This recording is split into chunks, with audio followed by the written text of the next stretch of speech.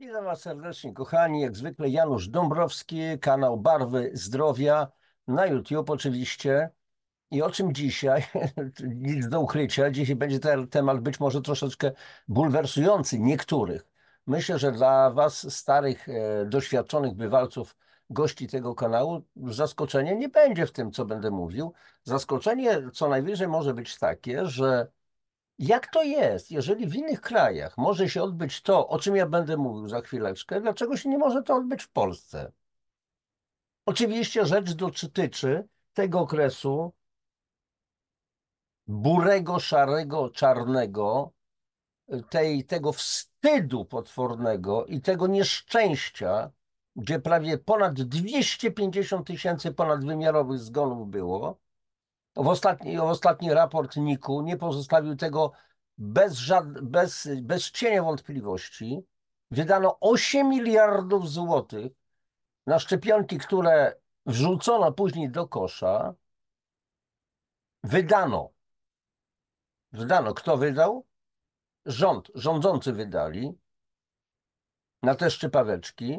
2020, 2021 rok i tak dalej, i tak dalej. To znaczy wydaliśmy my, podatnicy, na respiratory, na różne przekręty, na szmaty, które sprowadzono Antonowem, gigant z Chin, które kompletnie nie miały żadnych atestów i tak dalej, i tak dalej. Więc przekręty były straszliwe. Przekręty były straszliwe, to każdy chyba z nas zdaje, zdrowo myślących, sobie sprawę z tego doskonale. Pozamykano restauracje, pozamykano hotele. Wiem coś na ten temat doskonale, bo to odbijało się również pośrednio jakby i bezpośrednio na mnie, na moich znajomych, którzy żeśmy prowadzili masę szkoleń wcześniej i nagle okazało się, że nie możemy tych szkoleń prowadzić w Polsce, bo hotel jest zamknięty. Oczywiście kombinowaliśmy różne rzeczy, bo prywatne powiedzmy hoteliki i tak dalej były, tylko to trzeba było załatwić. No przecież to były pieniądze, które właściciele tracili, a myśmy płacili za pobyt ewentualnie. Więc obchodziliśmy w różny sposób te historie. No, trzeba było się czasami kryć, różne sztuczki się po prostu robiło. To był straszliwie ponury okres. Zamknięto w domach. Sąsiedzi albo bliscy stali się naszymi kapo, naszymi strażnikami. Maseczkę masz?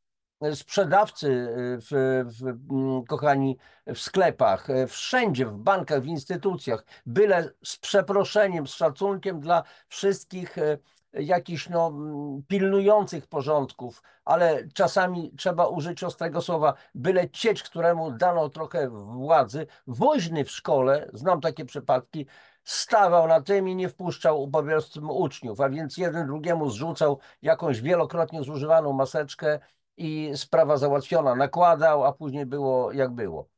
Jak to było w kabarecie Moralnego Niepokoju? Jak można pokonać naród, który przez te 2 lata pandemii przechodził w jednej tej samej maseczce? No nie, i tak dalej. Ale w czym rzecz, kochani? Nie chodzi o to, żeby epatować się tym, tylko żeby pamiętać, co się wydarzyło, dlatego, że powtórka może być. I żeby nie było, że historia nas uczy, że historia nas niczego nie uczy. W końcu trzeba się nauczyć na tym, co było na doświadczeniach.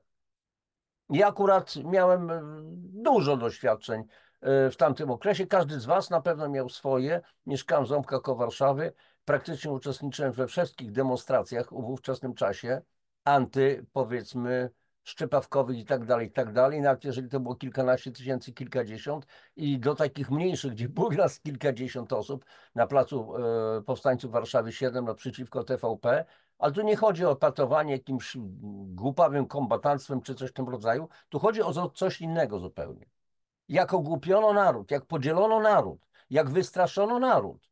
I pytanie, czy były jakieś naprawdę prawdziwe podstawy do tego. Ludzie oczywiście umierali, ale przede wszystkim ci, którzy mieli już dodatkowe choroby, którzy mieli osłabione układy odpornościowe. Tymczasem sugerowano, namawiano do szczepienia ludzi, którzy mają nowotwory, kobiety w ciąży, którzy mają różnego rodzaju ciężkie choroby, A przecież przy takich chorobach nie wolno szczepić człowieka, który ma osłabiony układ odpornościowy. Ale zrobiono tak, że tylko sam zgłaszaj się, namioty porozstawiano i tak dalej, i tak dalej. Powtarzam, wydano 8 miliardów na szczepionki, które poszły do kosza, wydano potworne pieniądze, nasze pieniądze, na respiratory, które kupiono taniutko, sprzedawano później nie wiadomo za ile. Wydawano pieniądze na szmaty. Z Chin Antonow, potężny, największy samolot świata, przyleciał. Szmaty bez żadnych świadectw, że tak powiem, i tak, certyfikatów i tak dalej, i tak dalej. I teraz popatrzcie, jaka jest różnica między Polską, a tą ostoją wolności, tak trochę w cudzysłowie mówię, Stanami Zjednoczonymi. Różnie można mówić o ich prawie, o tym, że sąd przysięgłych wydaje wyrok winny czy niewinny, guilty or not guilty na przykład, a dopiero sędzia wydaje konkretny wyrok, konkretnie ile ewentualnie ma ktoś tam siedzieć, czy też uwolnić go i tak dalej, i tak dalej. I teraz zobaczcie, co się stało w Stanach. Jeszcze w 2023 roku. Czy to byłoby możliwe w Polsce? Zaraz do tego przejdziemy.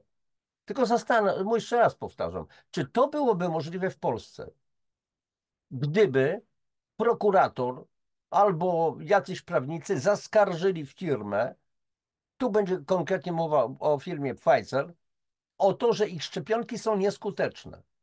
Jaki podniósłby się najprawdopodobniej w Polsce wrzask ze strony tej części systemu medycznego, tych ludzi, którzy, kochani, byli umoczeni.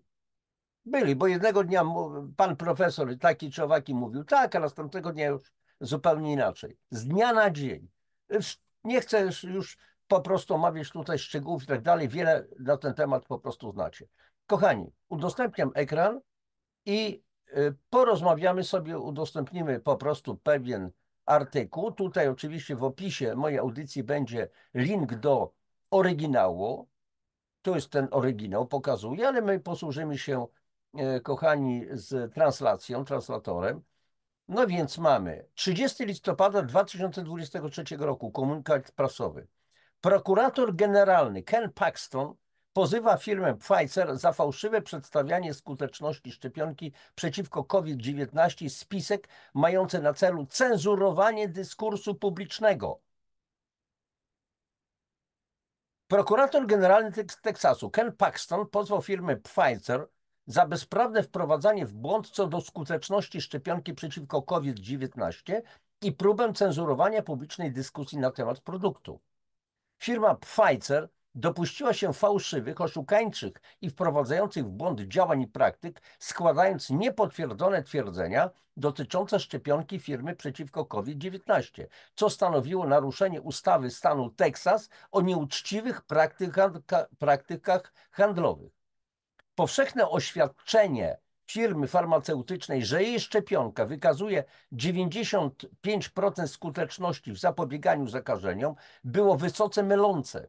Wskaźnik ten stanowił obliczenie tzw. względnej redukcji ryzyka dla osób zaszczepionych w wynikach wstępnych dwumiesięcznych badań klinicznych Pfizera. Tutaj dygresja. Kochani, wiecie co, jak to się na przykład przy lekach nowotworowych odbywa? Jeżeli okazuje się, że na przykład wyprodukowano nowy lek, sprawdzono po prostu w jakiś tam sposób, przetestowano, okazało się, że oficjalnie mówi się, słuchajcie, nasz lek zwiększa skuteczność wyleczeń aż o 50%. Jezu, 50% ludzi będzie wyleczonych. Czyli ze 100 chorych na raka, 50 będzie wyleczonych. Tymczasem jest to tak zwane pojęcie względne. Co to oznacza? To oznacza, że jeżeli na przykład wcześniej dany lek mógł spowodować wyleczenie 2% ludzi, czyli 2 na 100, a teraz wzrosło to o 50%, to znaczy o jednego więcej, czyli skuteczność bezwzględna wynosi 3%. Rozumiecie, to jest zafałszowania ta nowomowa, te różne sztuczki słowne, prawne i tak dalej. Publikacje FDA czyli Federal Drugs Administration, wskazują, że względna redukcja ryzyka to myląca statystyka, która niewłaściwie wpływa na wybór konsumentów. Pfizer został wówczas również poinformowany, że ochrony poszczepiennej nie da się dokładnie przewidzieć na okres dłuższy niż 2 miesiące. Niemniej jednak Pfizer pielęgnował mylne wrażenie, że ochrona poszczepienna jest trwała i nie podawał publicznie informacji, które podważały jego twierdzenia dotyczące czasu trwania ochrony. A co? A u nas w Polsce to się nie mówi? Że musi być powtórzone wielokrotnie, bo już nowy, tu Kraken, Omikron, taki, siaki, owaki, koniecznie trzeba nowe dawki przyjmować.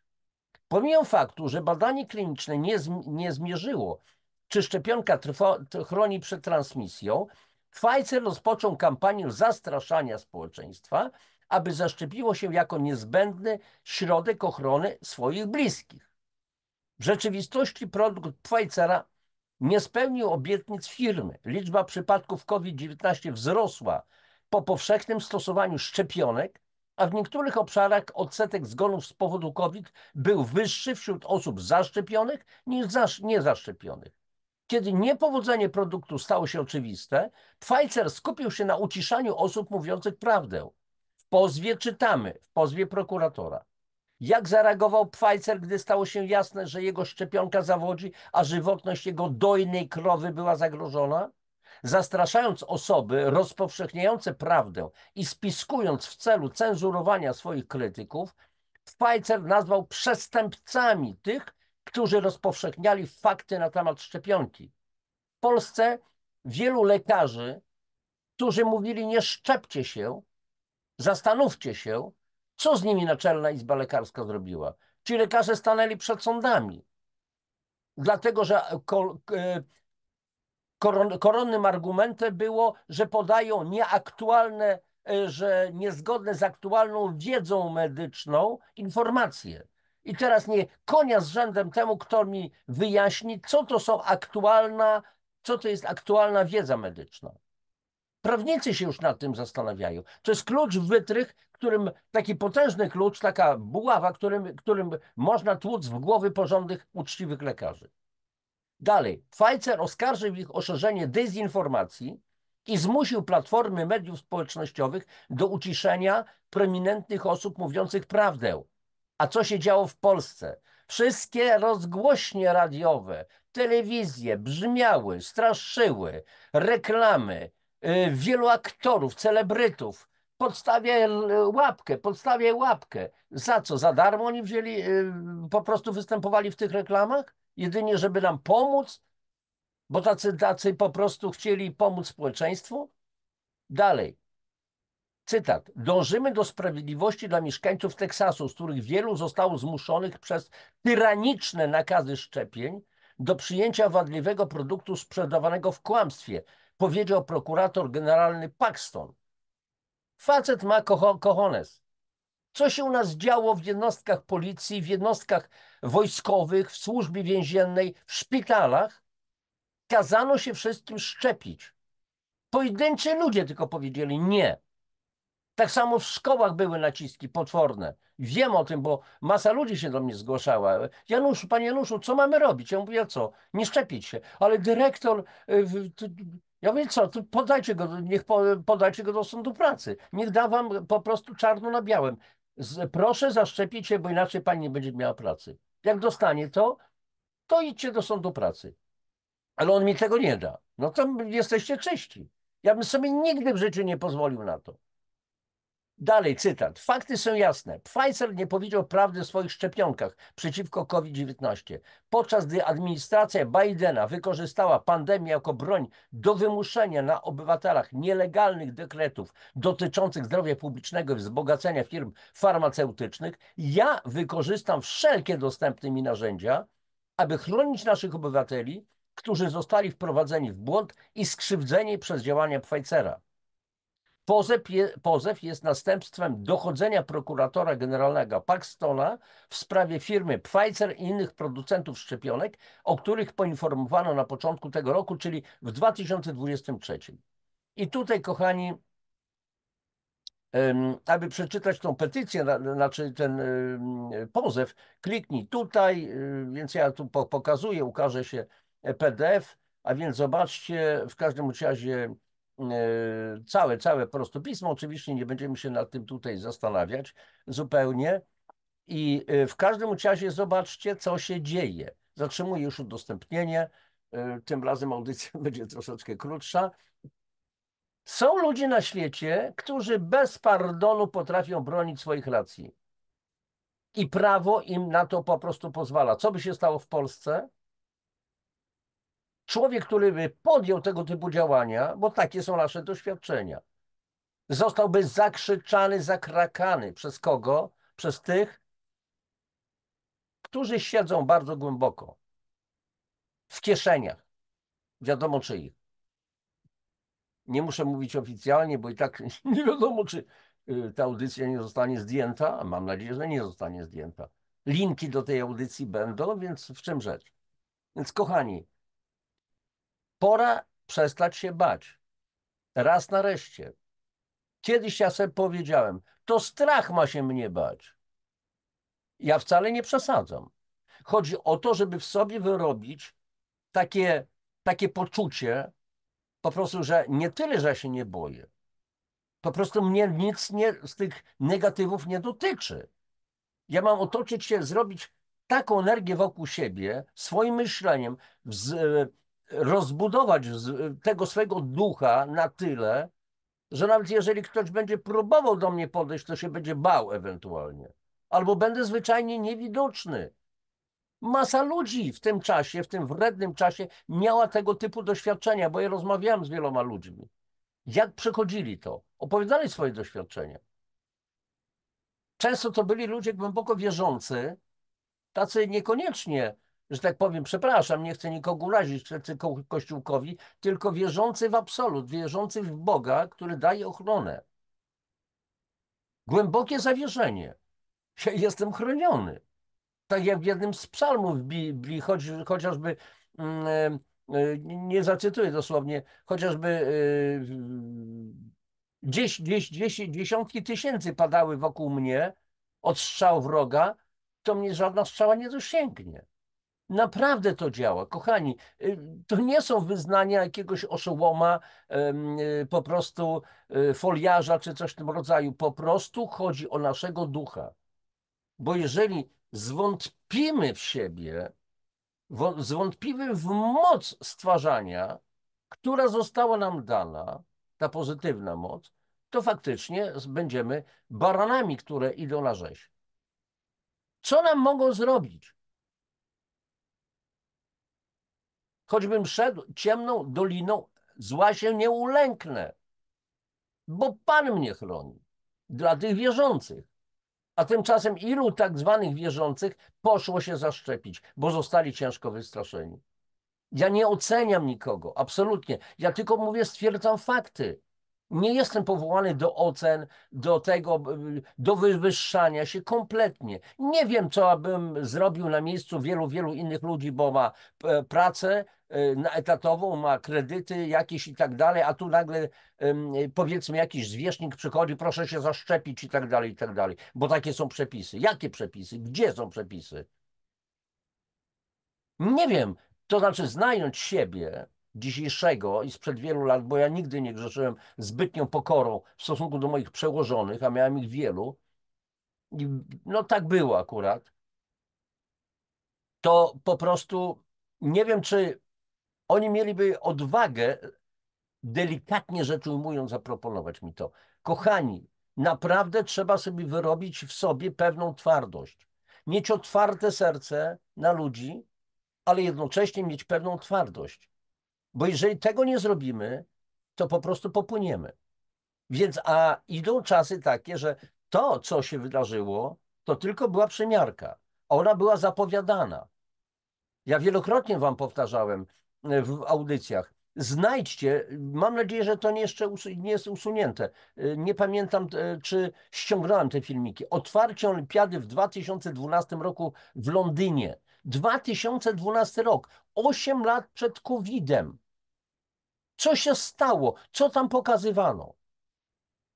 Nie chcę wam tego omawiać w tej chwili, ale znajdźcie to, napiszcie sobie otwarcie Olimpiady w Londynie 2012. Otwarcie Olimpiady w Barcelonie w 1998 rok. Przecież tam pokazywano elementy tego, co będą z nami robić. I myśmy kompletnie nie wiedzieli o tym. Można się tylko było dziwić, że w Londynie jakieś łóżka na stadionie, jakieś pielęgniarki, jakieś dzieci, jakieś faceci w tych całych cylindrach, symbol władzy światowej, elit, tak zwanych elit. Oczywiście, bo to nie są duchowe elity. To są szatańskie dosłownie elity, tak prawdę mówiąc. Pokazywano nam, co z nami zrobią. Więc o tyle powinniśmy być dzisiaj już mądrzejsi i ten prokurator generalny stanu Teksas pokazał, jaką drogą iść.